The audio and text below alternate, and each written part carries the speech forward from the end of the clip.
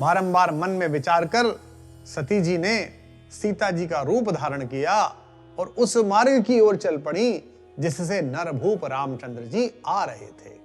शिव जी ने सती जी से कहा था कि विचार करके परीक्षा लेना, पहले कह दिया था।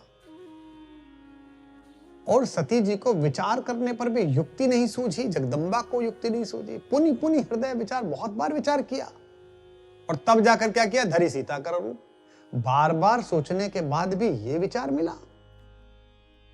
उन्होंने तो यह मान रखा है कि यह राम कोई परब्रह्म है नहीं, यह तो पत्नी के लिए व्याकुल एक मनुष्य है और जैसे ही अपनी पत्नी को देखेगा तो उस समय इसका भेद खुल जाएगा।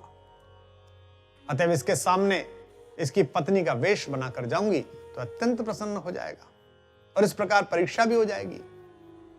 यही है बुद्धि का कुबुद्धि होना, विचार का कुविचार होना।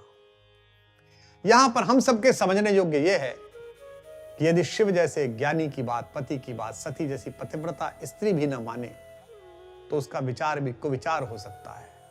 क्योंकि जिस हृदय में राम के प्रति संदेह उपस्थित हो गया वहां परीक्षा का विचार भी कलुषित आया। संदेह ना होता तो परीक्षा का ही विचार ना होता। श्री रामचरितमानस की पूरी व्याख्या सोमवार से शुक्रवार सुबह 7 बजे और दोपहर 12:30 पर डीडी नेशनल और वेव्स OTT पर